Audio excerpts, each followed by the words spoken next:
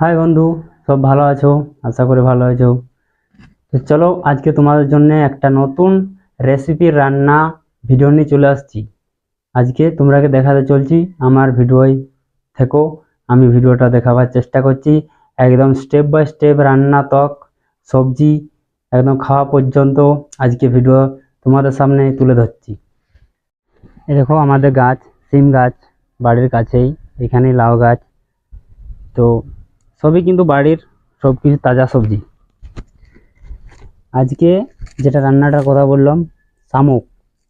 এ দেখো শামুক এখানে বাছিয়ে নেওয়া হয়েছে। শামুকের পরে শামুকে লাউ ডাঁটা, বেগুন, আলু, ইঁচড়, পটল এইগুলো দিয়ে আজকে শামুকের রান্না হবে। তো আমি রান্নাটা দেখাবার চেষ্টা করব। এদের সিম ভাজা হবে আর ডিমের ঝাল হবে, মানে যেটা বলা হয় কুমড়োর ঝাল হবে। তো চলো এগুলো আগে ফটফট সব কেটে নেওয়া হোক, তারপরে দেখাবো।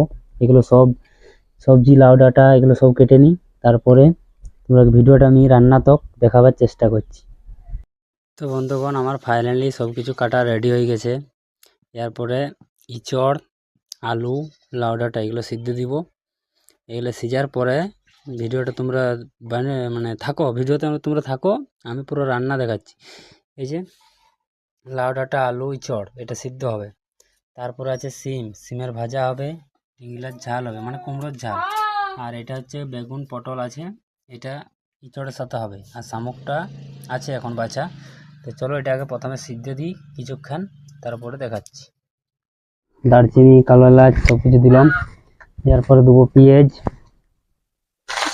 পেঁয়াজটা দিয়ে হয়ে গেল, হালকা করে পেঁয়াজটা খরা খরা ভাজবো। এরকম লাল টাইপের ভাজা হবে। লাল টাইপের ভাজা হয়ে যাওয়ার পরে এখানে আদা রসুন মানে বাটা আছে আর কি, এটা দিয়ে দিলাম। দিবার পরে একে হালকা করে ভেজে নেব। তো এটা ভাজা হয়ে গেছে। ভাজা হয়ে যাওয়ার পরে যে কাঁচা সবজিগুলো ছিল পটল, বেগুন এগুলো আমি দিয়ে দেবো। দেওয়ার পরে এগুলো হালকা করে ভেজে দেবো। কাঁচা সবজিটা হালকা করে ভেজে নেব। ভাজার পর 5 থেকে 10 মিনিট আমি এগুলোকে ভেজে নেব, খুব ভালো মতন ভেজে নেব। তারপর যে শামুকটা প্রথমে মানে এমনি ফ্রাই করা ছিল, সেটা শামুকটা ওর উপরে দিয়ে দেবো। শামুকটা দেওয়ার পরে সব কিছু নেড়ে চেড়ে একসঙ্গে মিশিয়ে খুব ভালো করে ভেজতে হবে। কিন্তু এখানে কিন্তু হালকা করে কিন্তু হলুদ কিন্তু অ্যাড করে দিলাম আমি, হ্যাঁ। তো ভিডিওটা একটু স্কিপ ছিল, হালকা হলুদ অ্যাড করেছি আর কিছু করিনি। তো